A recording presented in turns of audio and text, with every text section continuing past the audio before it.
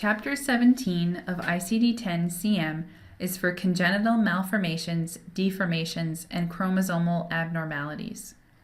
This presentation will cover the official ICD-10 guidelines specific to this chapter. There will also be clinical scenarios to practice coding what you just learned, followed by a small quiz at the end of the presentation. For each coding example, you will need to pause the webinar and use your ICD-10-CM coding manual to code the scenario. Once you resume the webinar, we will go over the correct codes, the rationale behind them, as well as how to locate them in the ICD-10 manual. Keep in mind that there may be more than one way to find a code. We are aware that there is a great deal of information contained in this presentation. Therefore, at any time during the webinar, please feel free to pause and replay as needed. It is important that you have already completed the Introduction to ICD-10-CM webinar, as you will use the conventions and general guidelines discussed in the introduction to complete the coding scenarios. As you can see on this slide, the codes for this chapter start with the letter Q. If you remember from ICD-9, these codes all started with the number 7. In ICD-9, this chapter followed the musculoskeletal system chapter. In ICD-10, it was moved to follow the perinatal chapter. I want to point out that an anomaly is an abnormality of a structure or organ, and the term congenital refers to an abnormality with which a person is born. If there is no code for a specific syndrome, then all manifestations of the syndrome should be coded.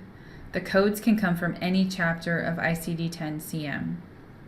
Also, if there is a specific code to identify the congenital anomaly or syndrome, additional codes may still be assigned to identify manifestations not included in the code for the syndrome. Finally, if a congenital malformation or deformity has been corrected, such as cleft lip, a personal history code should be used to identify the history of the malformation or deformity.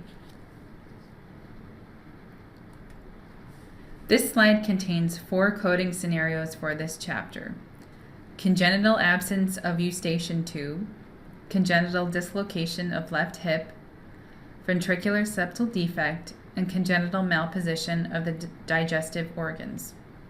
How would you code these 4 scenarios? Please pause the webinar to complete these examples and then hit play to continue and learn the answers.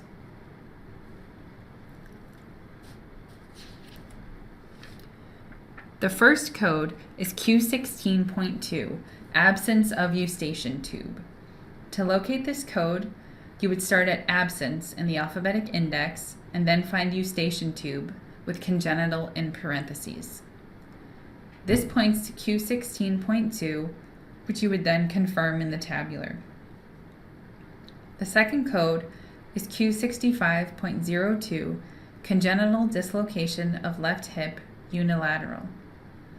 To locate this code, start at defect in the alphabetic index, then find hip, then congenital, and then unilateral, as the dislocation is only occurring on the left side.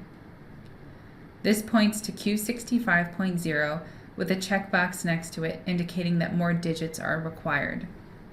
When we go to the tabular, there are options for right, left, and unspecified hip, and we therefore need Q65.02 for the left hip. The third code is Q21.0, ventricular septal defect.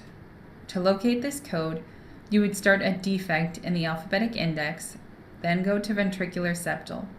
This points to Q21.0, which you would then confirm in the tabular. The last code is Q45.8, other specified congenital malformations of digestive system. To locate this code, start at malposition in the alphabetic index, then find congenital, then digestive organ or tract not elsewhere classified, which points to Q45.8, which you would then confirm in the tabular. Let's do another example. We have a newborn delivered by C-section and transferred to the NICU because of complete transposition of the great vessels and cyanosis. How would you code this? Please pause the webinar to complete this example and then hit play to continue and learn the answer.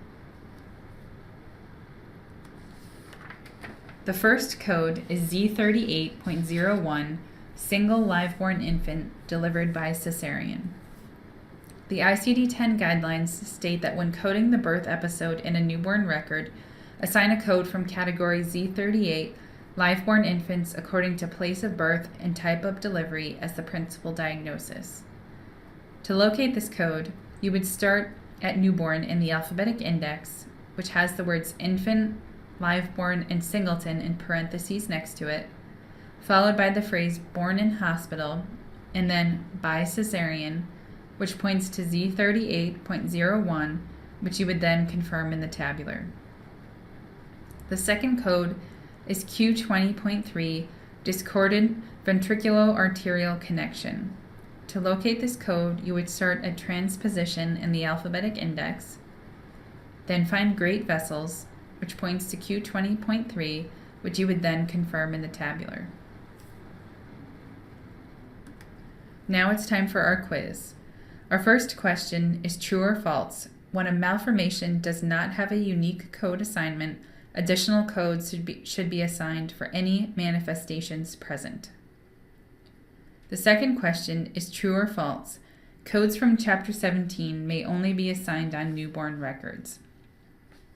You can pause the webinar to write down your answers and then hit play to find out if you were correct.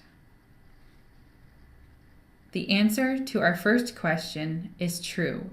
If a malformation does not have a unique code assignment, additional codes should be used for any manifestations present. The answer to the second question is false. Codes from this chapter can be assigned on anyone's records. Remember, the United States will begin using ICD-10 on October 1st of 2015. After the October 1st compliance date, it will be very important to verify that claims are being received and to check remits for denials based on the ICD-10 conversion. This concludes Chapter 17 of ICD-10-CM, Congenital Malformations, Deformations, and Chromosomal Abnormalities. Please feel free to check out our webinars on all 21 chapters of ICD-10-CM.